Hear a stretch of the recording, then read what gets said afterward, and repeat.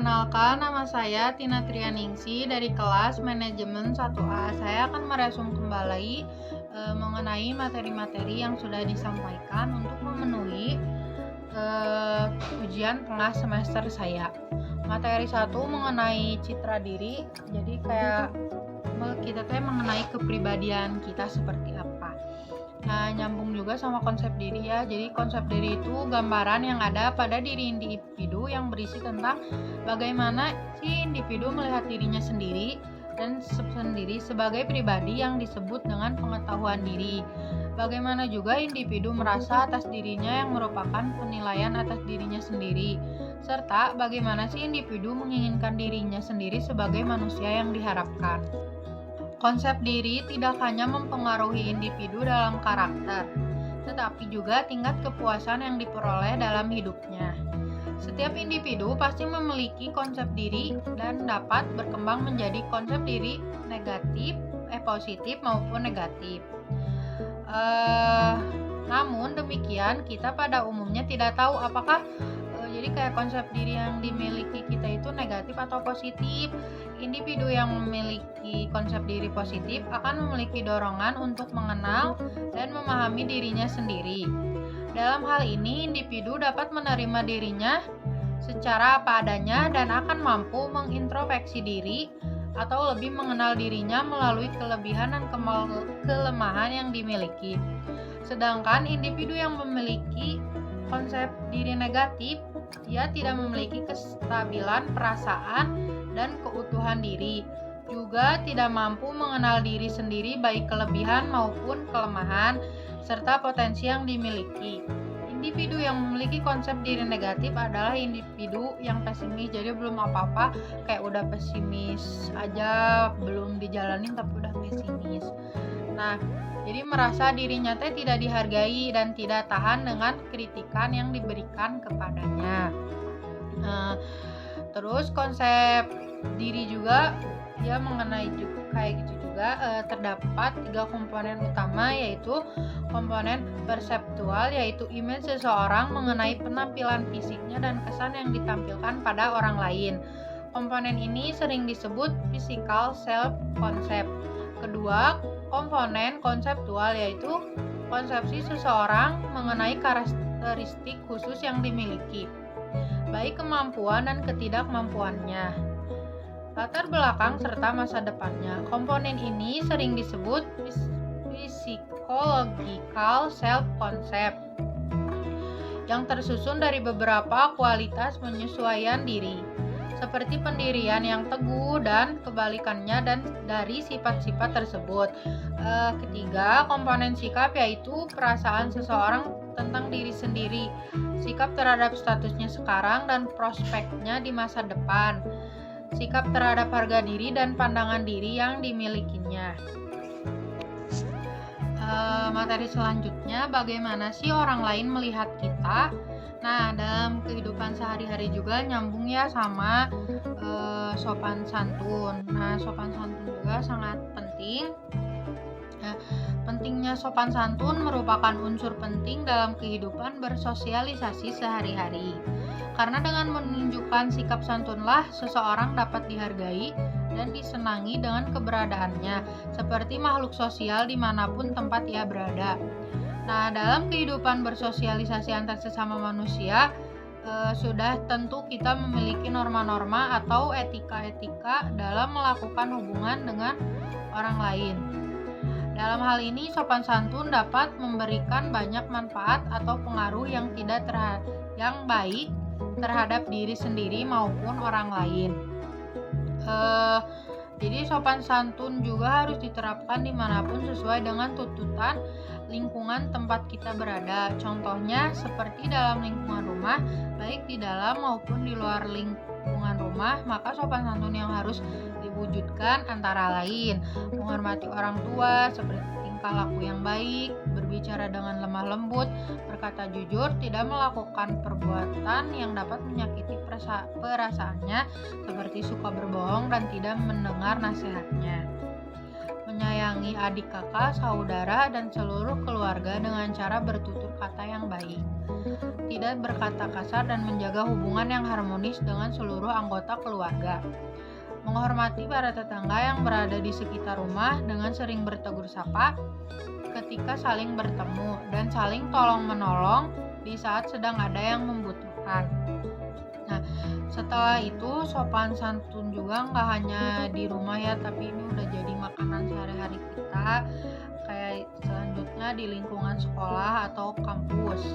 Cara lain menjaga tingkah laku seperti berperilaku baik dan terpuji, menghormati guru atau dosen, dan mematuhi peraturan sekolah atau kampus, menjaga kebersihan sekolah, kampus, serta berperan aktif dalam kegiatan sosial di sekolah maupun kampus. Saat ini kebanyakan orang-orang yang tidak mempunyai sikap sopan santun seperti melawan orang tua, berkata kasar terhadap orang tua, menyakiti perasaan orang lain, dan sebagainya. Nah, waktu itu juga tepatnya ini di SMK pengalaman saya juga. Jadi aku tuh pernah memiliki prasangka terhadap orang lain, tepatnya di sekolah SMK saya dulu. Nah, jadi teman saya di kelas selalu melebih-lebihkan pembicaraannya terlebih dari keluarganya. Maksudnya jadi mengenai kehidupan sehari-harinya bersama keluarganya. Saya berprasangka waktu itu bahwa dia itu orang kaya dan dia high dengan kepunyaannya itu.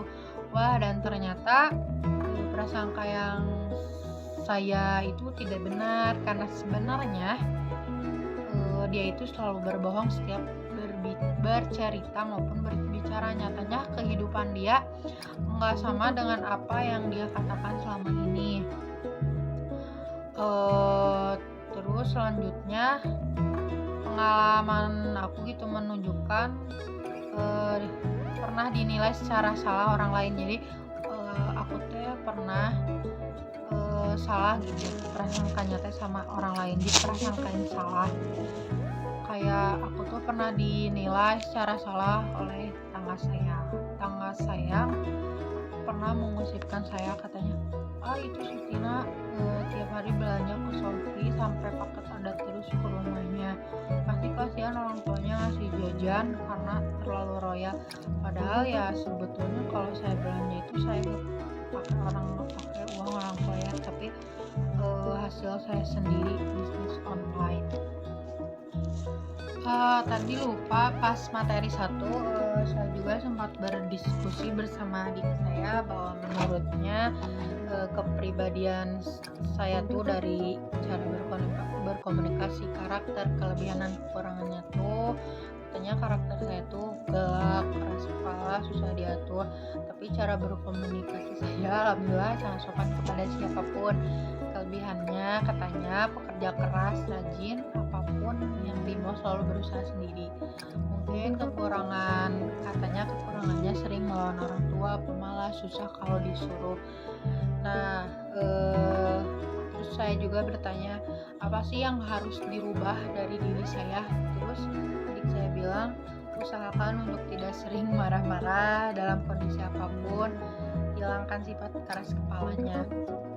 Juga saya pun bertanya, apa sih yang harus dipertahankan dari diri saya? Adik saya bilang sikap kerja keras, baik kepada siapapun, dan selalu menolong sesama. Selanjutnya mengenai humility. Jadi ini tuh humility. Jadi humility itu juga penting ya. Humility penting karena berbicara tentang kualitas diri kita.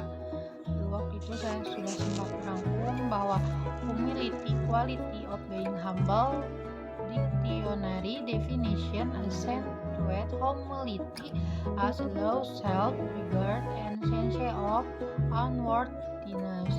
Kerendahan hati merupakan sebuah kualitas diri menjadi seseorang yang rendah hati. Dalam beberapa kamus menyatakan bahwa kerendahan hati merupakan sebuah bentuk penghormatan serta kerendah dirian. Terus selanjutnya, freedom from pride or arrogance, kebebasan dari kebanggaan dan kesombongan. Orang yang rendah hati, orang yang bebas dari kebanggaan dan arogan. Selanjutnya, contohnya the quality of not being proud because you are aware of your bad qualities. Sebuah bentuk ketidakbanggaan dan menyadari akan kekurangan. Nah, humility juga berasal dari kata Latin humilitas yang bisa kita terjemahkan sebagai kerendahan hati, merendah, from the earth.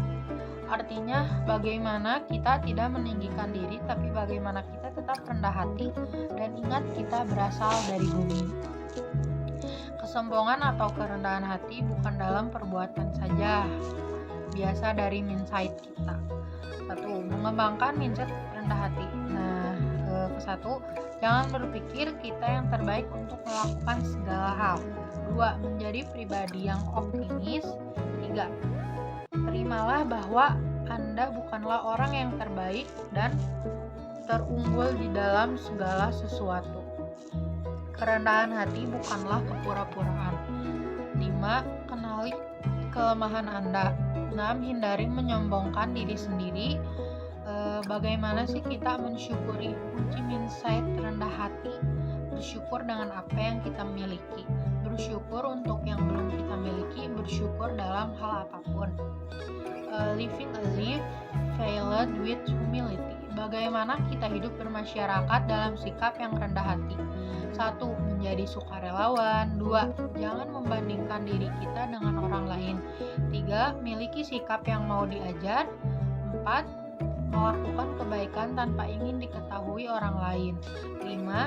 Jangan terlalu banyak mengeluh.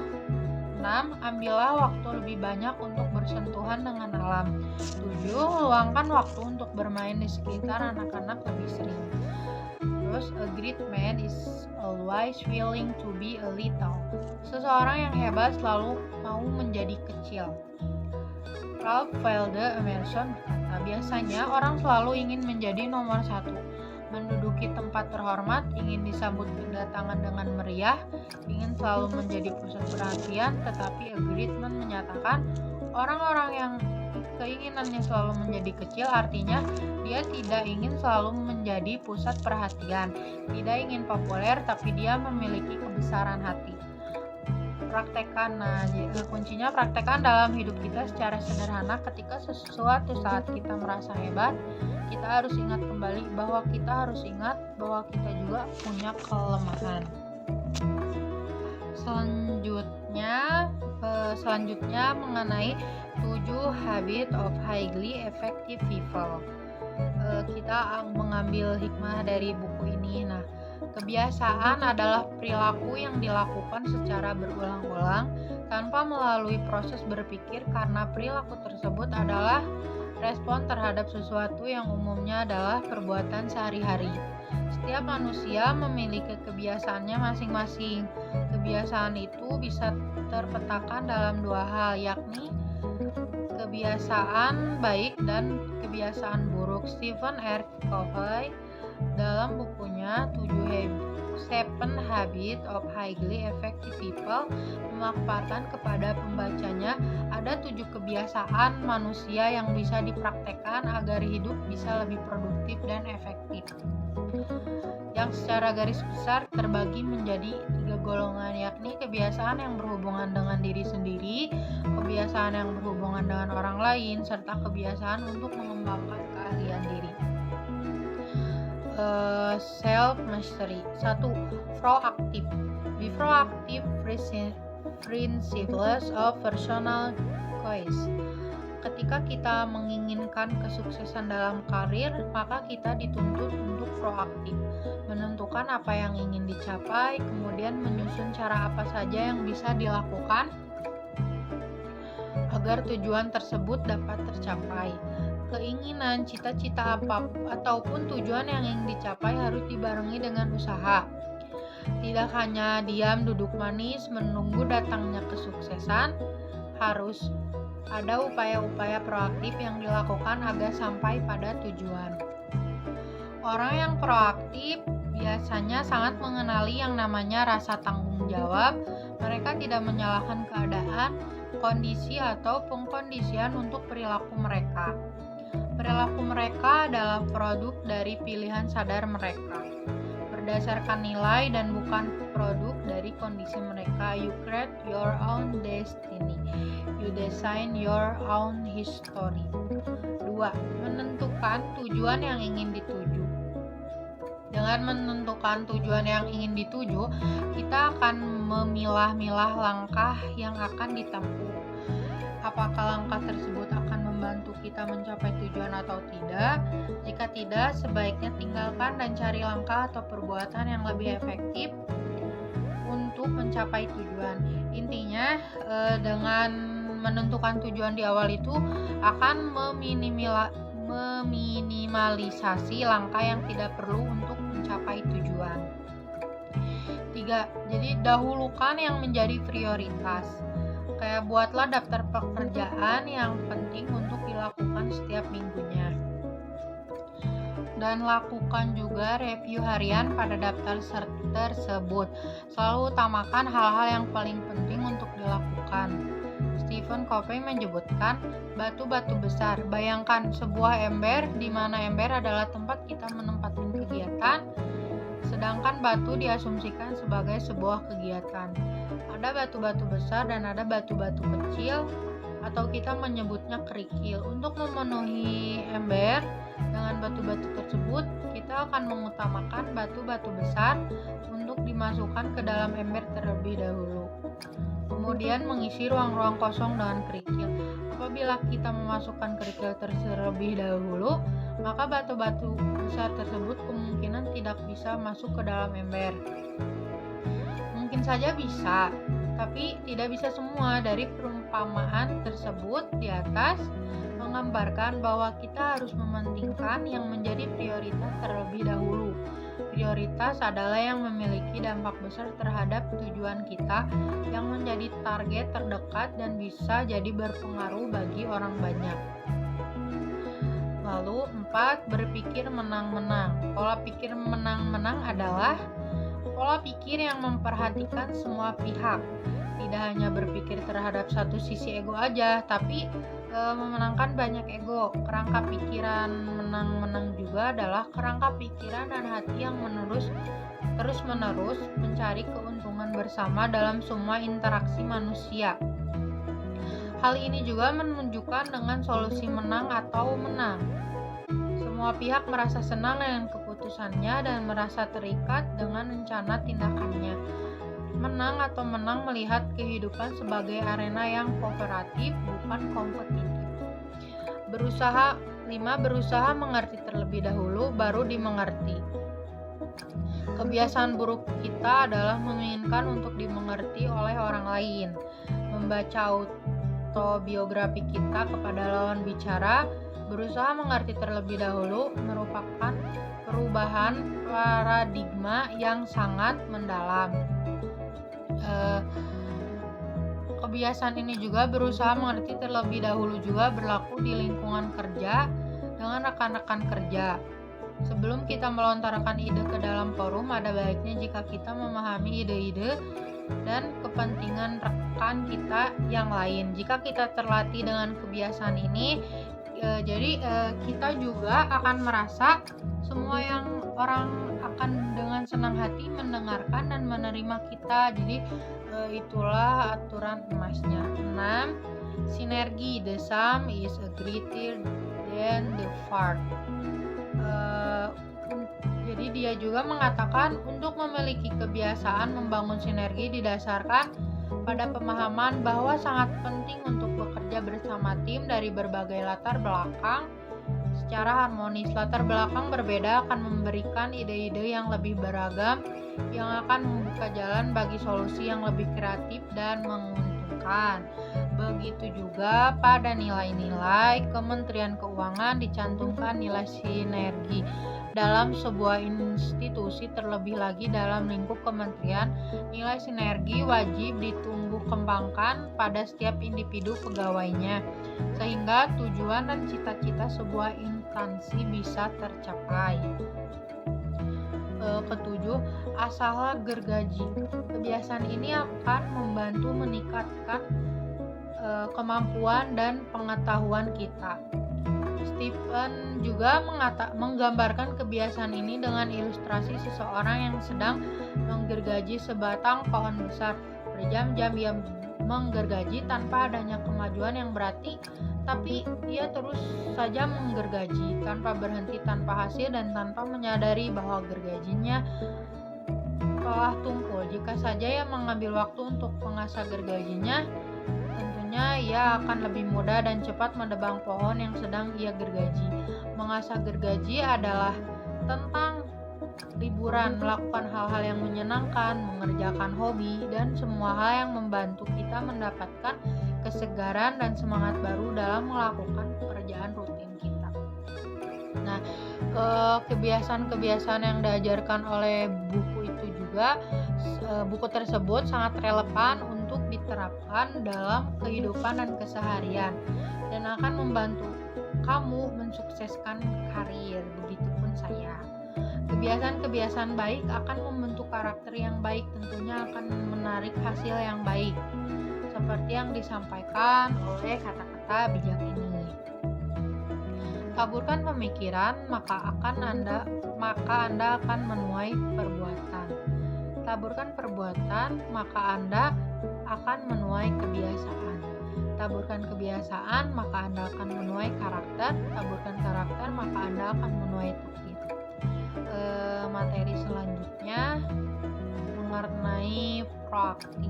Pengertian dari proaktif itu sendiri adalah suatu keyakinan bahwa penyebab dan sumber tingkah laku berasal dari dalam diri manusia itu sendiri.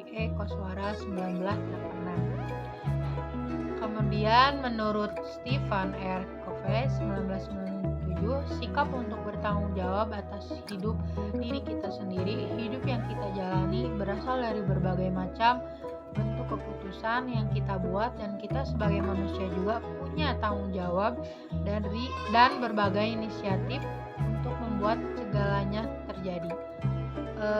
Pengertian berikut juga mengenai proaktif, yaitu berinisiatif untuk membentuk pribadi menuju satu tujuan hidup tertentu. Sedangkan menurut Venkatraman, proaktif adalah bentuk kesediaan para wirausahawan untuk mencari peluang pasar secara terus-menerus dan melakukan berbagai macam eksperimen untuk menggali keuntungan potensial yang ada di suatu pangsa pasar tersebut. Nah, secara umum juga bahwa pengertian proaktif adalah sikap seseorang yang mampu mengenali kesempatan dan memanfaatkannya sehingga menghasilkan perubahan yang lebih baik.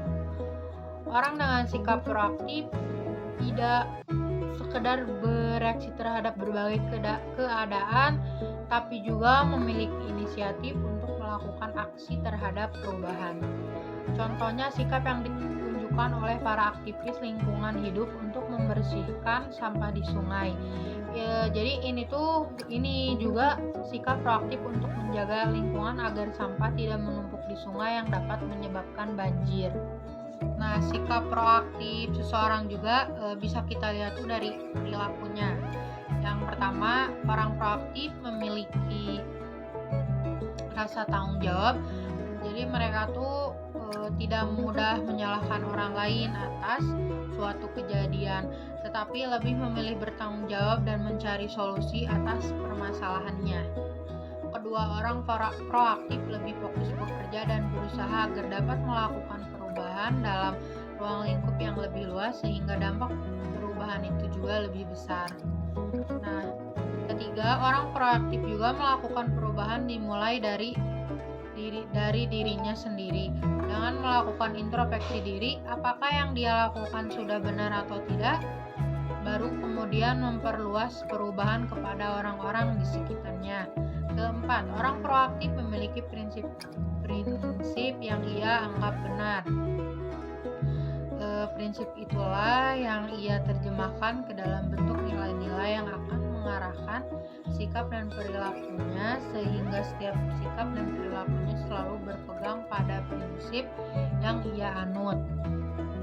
Dan yang terakhir, orang proaktif berupaya mengoptimalkan apa yang ada dalam dirinya, yaitu yang disebut dengan 4 anugerah unik yang hanya dimiliki manusia, yaitu kesadaran diri, hati nurani, imajinasi, kreatif, dan kebebasan kehendak. Oleh sebab itu, sikap proaktif sangat berpengaruh ya kepada pembentukan mental pemimpin, karena dari kebiasaan-kebiasaan inilah mental dan pola pikir terbentuk. Proaktif itu sendiri terbagi menjadi dua, yaitu proaktif positive thinking dan proaktif negative thinking. Secara garis besar, sikap proaktif positive thinking adalah optimis, assertive, sportive, and menang-menang. Kemudian untuk garis besar, sikap proaktif negative thinking adalah otoriter, dominan, agresif, emosional, mencari menang, menghadapi lawan. Sikap proaktif juga lebih sering dimiliki oleh orang tua, atasan, guru, dan pemimpin. Nah, selanjutnya materi mengenai pekerja keras. Kita akan ambil dari cerita film The Pursuit of Happiness.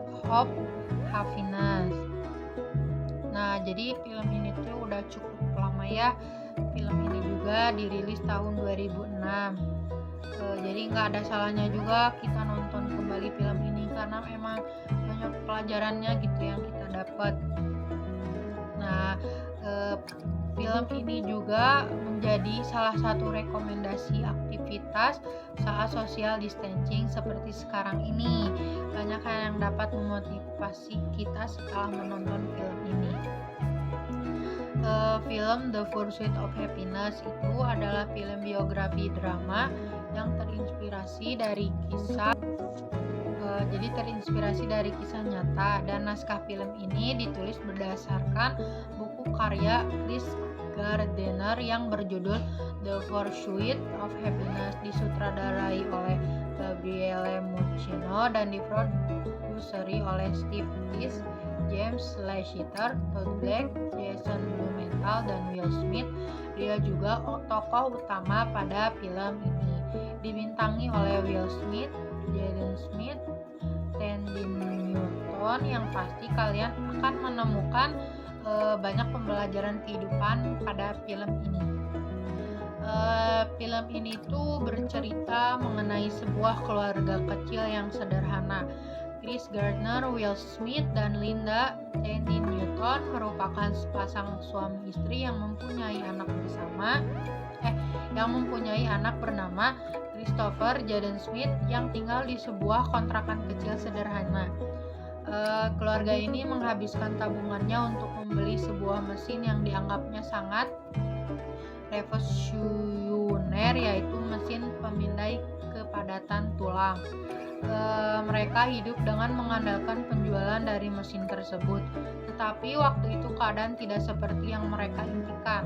Chris tidak bisa menjual alat tersebut. Akhir-akhir itu di sini mulai terjadi konflik keluarga yang didasarkan dari ekonomi yang kurang baik. Nah, pada puncak konflik ini tersebut, jadi konfliknya tuh bangkrut karena masalah pajak, dan Linda meninggalkan Chris dan anaknya Christopher. Bahkan bisa disebut ia sebagai tunawisma karena ia sudah tidak memiliki apapun kecuali anaknya Christopher. Jadi kita tuh nge-reviewin itu lebih fokus tentang bagaimana sih Chris berusaha gitu bekerja keras mendapatkan pekerjaan yang dia inginkan, yaitu menjadi pialang saham dan membangun reputasi dirinya sampai ia berhasil lulus interview di perusahaan yang ia inginkan.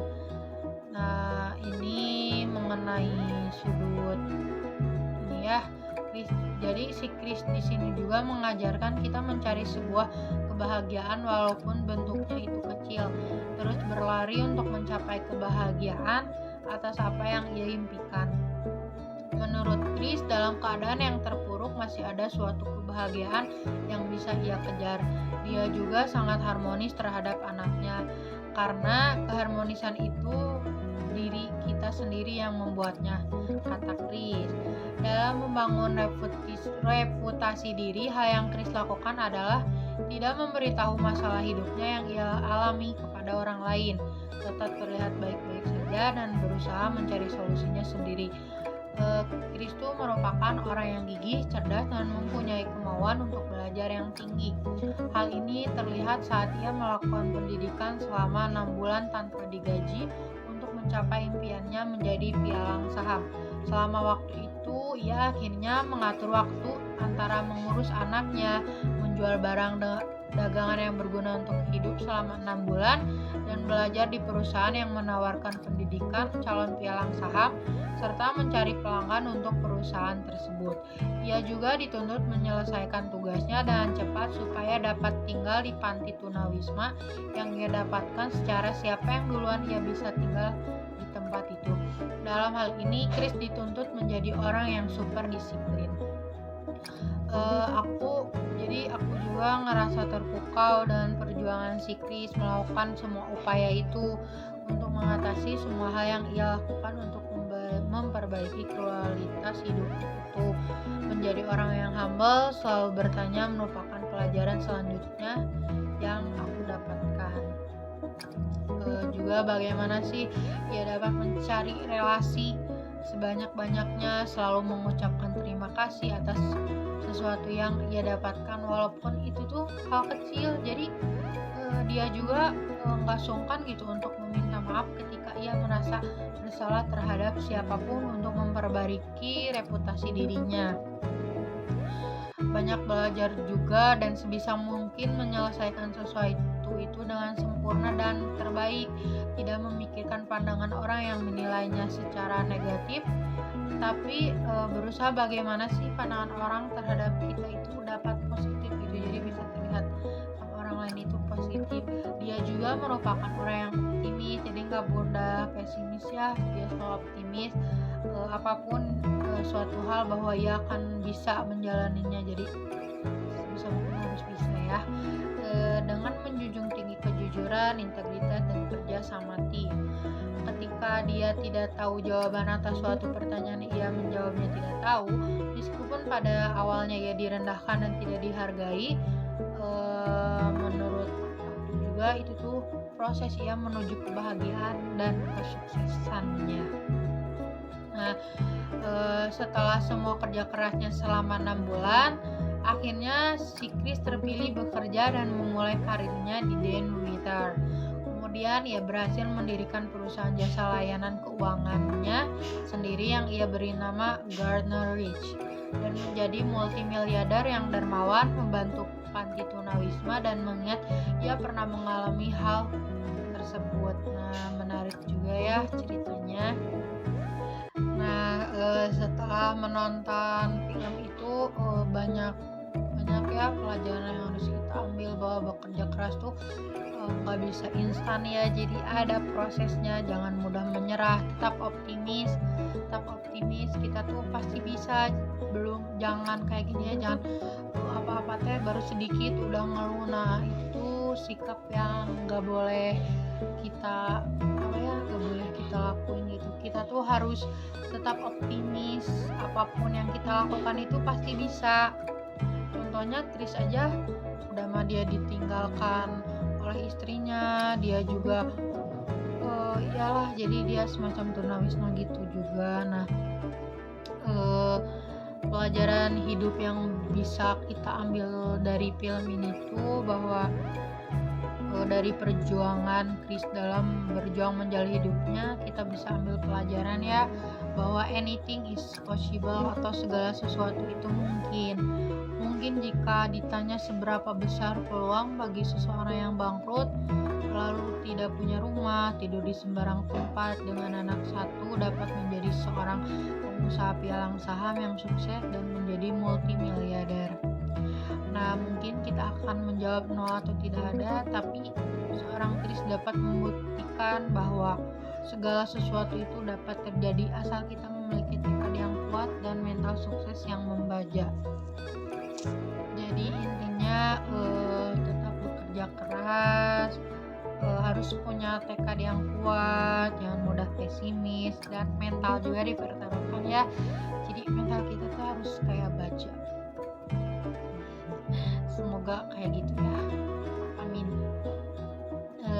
Kedua, untuk menjadi sukses itu kita tidak boleh untuk menyalahkan keadaan yang kita alami, tapi bangkit dan capailah kesuksesan tersebut dengan keadaan apapun, seperti perkataan Jack Ma. Jika kita terlahir dengan keadaan miskin itu bukanlah salah kita, tapi jika kita mati dalam keadaan miskin itu adalah kesalahan kita.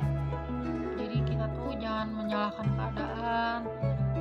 Nah, kita tuh harus bangkit dari keterpurukan itu, dan kita tuh harus bisa membuktikan kepada orang lain bahwa kita itu bisa mencapai tujuan apa yang kita mau.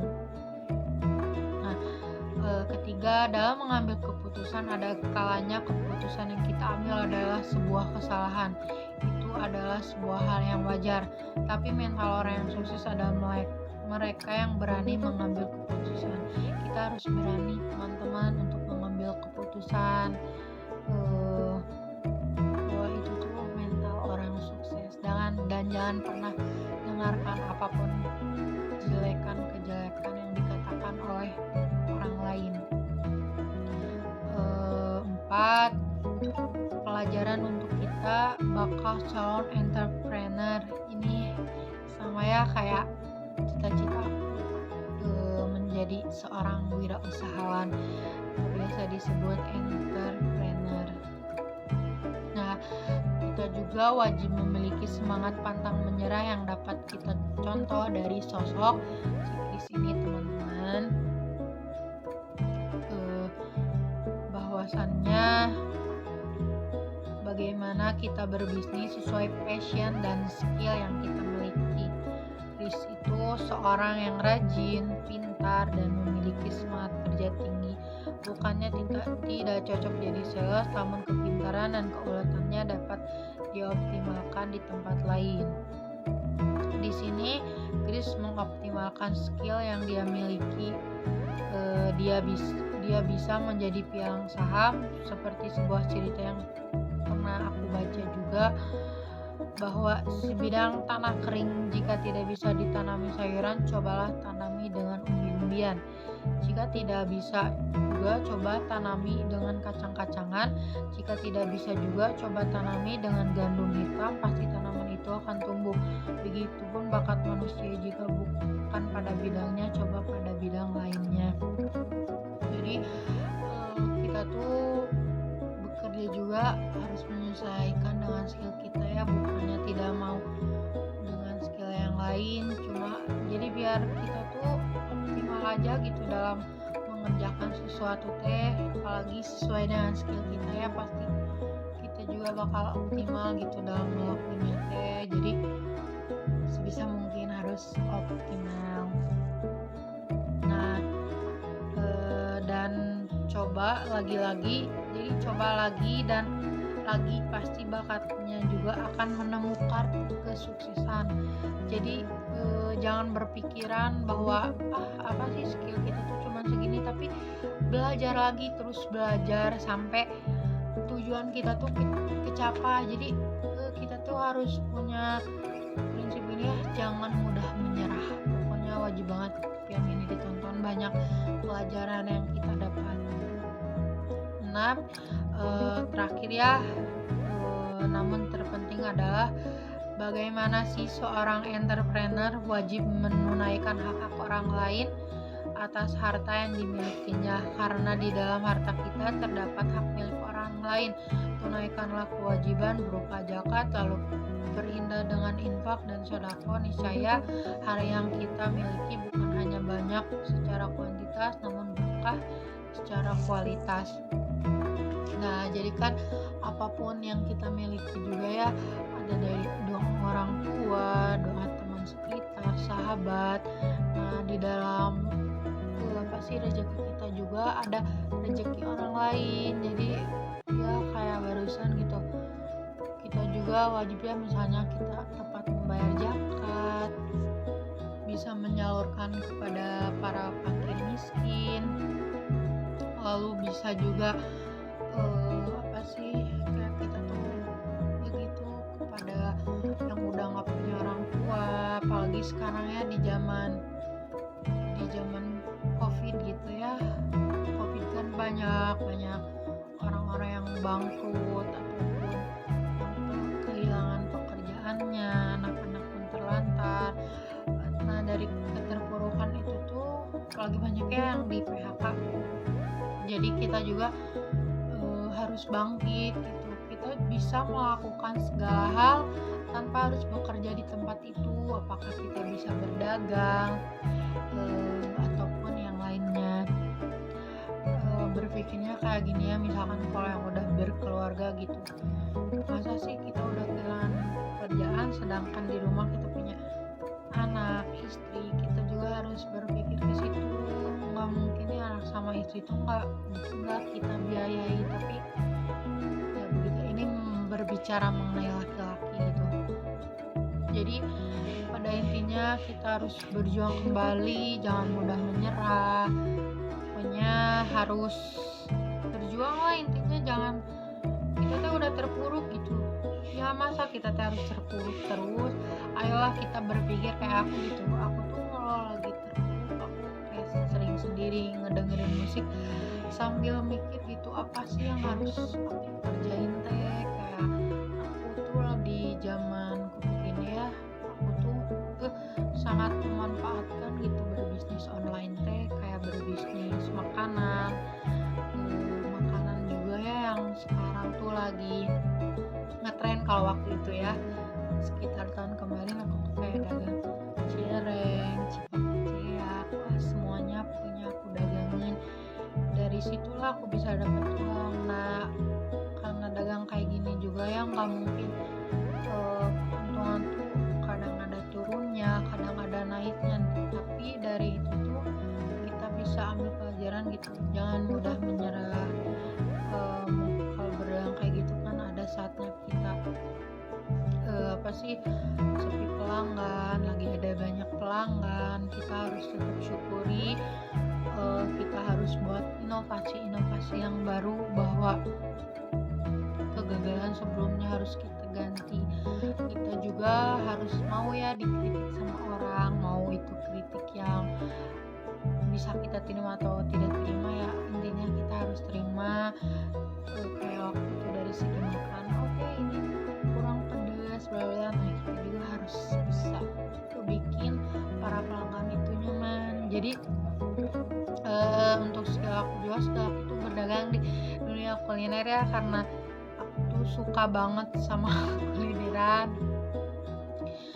Nah kayak gitu, sekarang usaha yang aku jalani juga udah aku stop dulu karena emang belum fokus aja sama kuliah. Jadi pengen fokus dulu tapi sambil aku juga dagang online. Jadi intinya jangan juga kita tuh merasa berpikir kalau kita tuh nggak bisa. Kita tuh bisa, cuman emang nggak ada kemauan. Nah kemauan itulah yang harus kita dapetin teh. Kayak gimana sih, kayak kemarin aku pengen beli apa, nah gimana sih caranya aku bisa kebeli.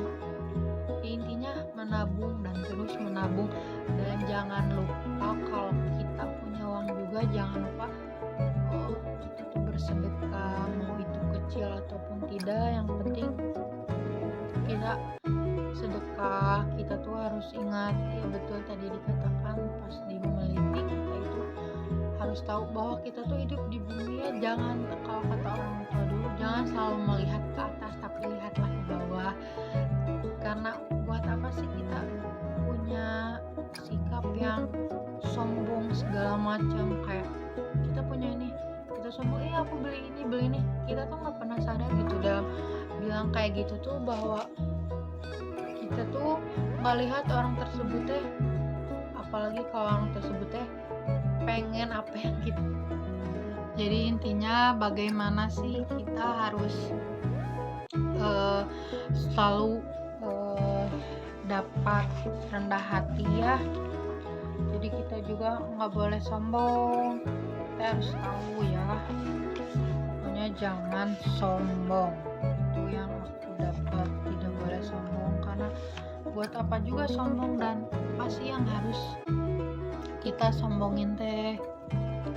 Nah balik lagi ke humility ya, jadi seseorang yang hebat tuh selalu mau menjadi kecil. Kita tuh jangan besar kepala kalau punya apa-apa teh, jadi harus ya udahlah merendah, toh apapun yang kita pengen juga datangnya dari atas, maksudnya dari Allah gitu, nggak lepas dari doa yang kita panjatkan selama ini teh. Nah, kata Rafael de Emerson juga kan, tadi aku juga sempat bacain, aku bacain lagi ya. Biasanya orang selalu ingin menjadi nomor satu, menduduki tempat terhormat. Logikanya gini aja, kalau kita pengen merasa terhormat kalau kita pengen merasa terhormat, kita juga harus hormat kepada orang lain. Jangan ingin disambut kedatangan dengan meriah, ingin selalu menjadi pusat perhatian. Buat apa sih capernya, ada nggak guna juga. Tetapi kita juga harus agreement gitu, menyatakan orang-orang yang keinginannya selalu menjadi mau kecil. Jadi artinya dia juga nggak ingin selalu menjadi pusat perhatian, tidak ingin populer, tapi dia memiliki kebebasan hati. Nah kayak gitu ya. Jadi ini juga kita teh harus praktekin gitu dalam hidup kita teh, tapi secara sederhana.